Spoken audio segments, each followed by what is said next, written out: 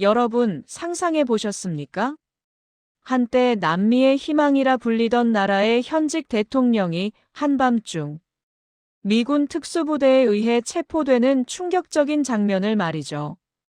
2026년 1월 3일, 전 세계는 도널드 트럼프 전 대통령의 절대적결의 작전과 함께 베네수엘라 니콜라스 마두로 대통령의 체포 소식에 얼어붙었습니다.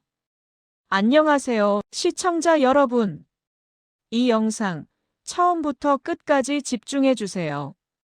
왜냐하면 오늘 우리는 단순히 한 대통령의 체포 소식을 넘어 미국, 베네수엘라, 러시아, 중국으로 이어지는 복잡한 국제 역학 관계, 그리고 세계 에너지 시장의 미래까지 꿰뚫어 볼 거니까요.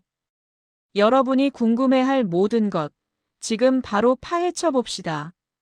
그 전에 잠깐 이 영상이 마음에 드신다면 구독과 좋아요 부탁드리며 지금 무엇을 하시며 시청하고 계신지 댓글로 남겨주세요. 여러분의 이야기도 듣고 싶습니다. 자, 시청자 여러분. 우선 첫 번째 핵심 질문부터 던져보겠습니다. 도대체 트럼프 전 대통령은 왜 이토록 강경하게, 그것도 군사력을 동원해서 니콜라스 마두로를 체포해야만 했을까요?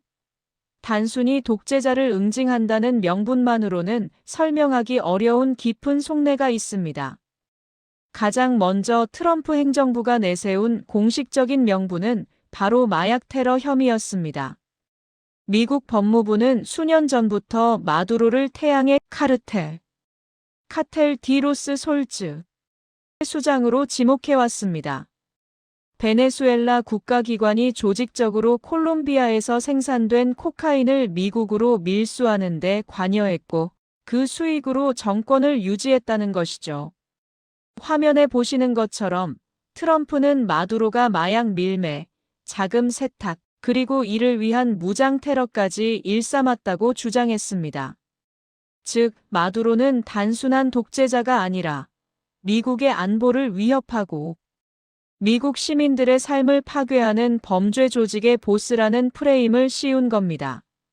하지만 마약 테러 혐의만으로는 이 정도 대규모 군사작전을 설명하기엔 부족합니다. 전문가들은 트럼프의 속마음에 훨씬 더 거대한 그림이 있었을 것이라고 분석합니다. 바로 에너지 안보와 원유 통제입니다. 베네수엘라는 세계 최대의 원유 매장량을 자랑하는 나라입니다. 과거 차베스, 그리고 마두로 정권은 이 석유 산업을 국유화하고 서방 기업들을 내쫓았습니다. 트럼프에게는 이러한 상황이 미국의 에너지 독립과 글로벌 시장 안정에 걸림돌이 된다고 판단했을 겁니다. 마두로를 제거함으로써 베네수엘라의 방대한 석유 자원을 다시 서방 기업들, 특히 미국 기업들이 관리하게 하여 글로벌 에너지 시장을 안정시키고 미국의 영향력을 극대화하려는 의도가 깔려 있다는 분석이 지배적입니다. 이 작전은 단순한 체포를 넘어 잃어버린 석유, 패권을 되찾으려는 석유 전쟁의 서막일지도 모릅니다. 그렇다면 이 모든 계획은 어떻게 현실이 되었을까요? 바로 절대적 결의 작전, 아퍼레이션 애브설루트 리잘브입니다. 2026년 1월 3일 새벽, 미군 특수부대는 은밀하게 베네수엘라 상공에 진입했습니다. 화면에 보이는 것처럼 카라카스 상공을 비행하는 헬기들은 단순한 이동수단이 아니었습니다. 이들은 마두로의 위치를 파악하고 기습 작전을 수행하기 위한 선봉대였습니다. 극비리에 진행된 작전 끝에 마두로는 자신의 침실에서 생포되었고 곧바로 미국으로 압송되었습니다.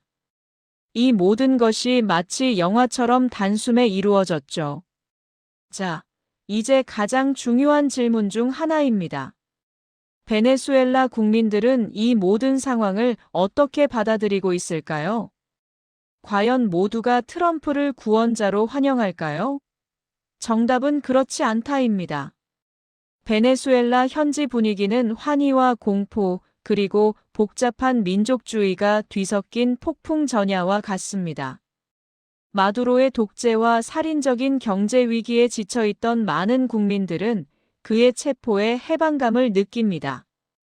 특히 해외로 떠나야 했던 수많은 난민, 이른바 디아스포라들은 트럼프를 희망으로 여기며 열광했습니다. 화면에서 보시는 것처럼 미국 주도의 과도기 계획이 성공적으로 이루어져 식량과 의약품이 공급되고 경제가 재건되기를 간절히 바라고 있습니다. 하지만 동시에 강력한 반감도 존재합니다. 아무리 마두로가 싫어도 외국 군대가 자국 대통령을 무력으로 체포하고 트럼프가 미국이 당분간 베네수엘라를 운영하겠다고 선언한 것은 국가 주권에 대한 침해이자 신식민주의로 받아들여지고 있습니다. 특히 마두로를 지지했던 차비스모 세력과 일부 군부는 미국 제국주의의 납치라며 강력하게 저항하고 있습니다.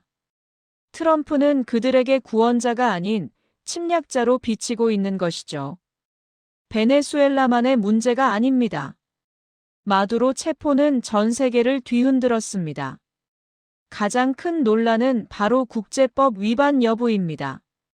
유엔을 비롯한 국제사회는 주권 국가의 현직 정상을 무력으로 체포한 것이 국제법, 특히 내정 불간섭 원칙을 명백히 위반한 것이라는 비판을 쏟아내고 있습니다.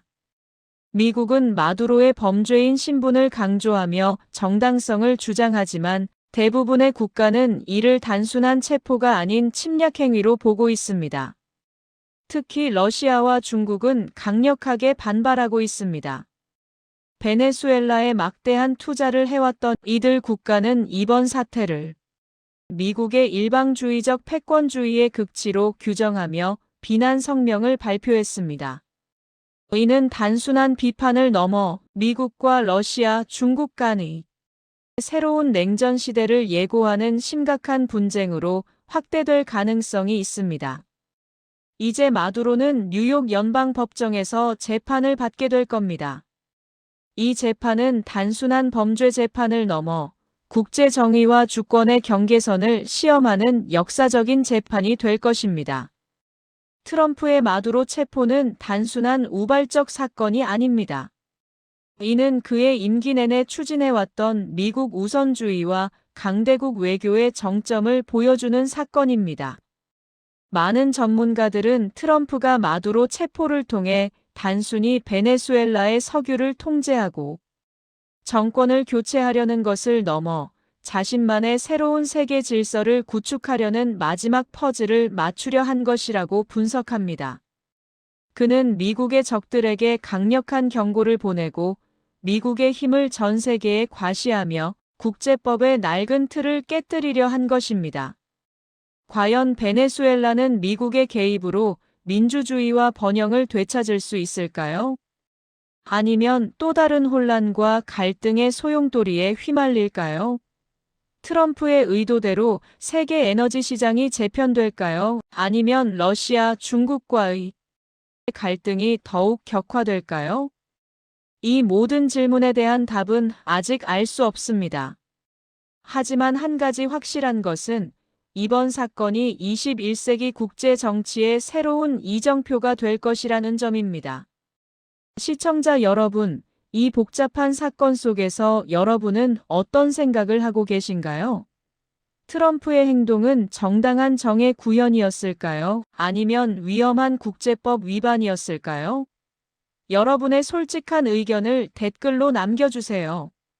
이 영상이 도움이 되셨다면 좋아요와 구독 꼭 부탁드립니다. 코리아의 울림은 다음 시간에도 더욱 깊이 있는 분석으로 돌아오겠습니다. 감사합니다.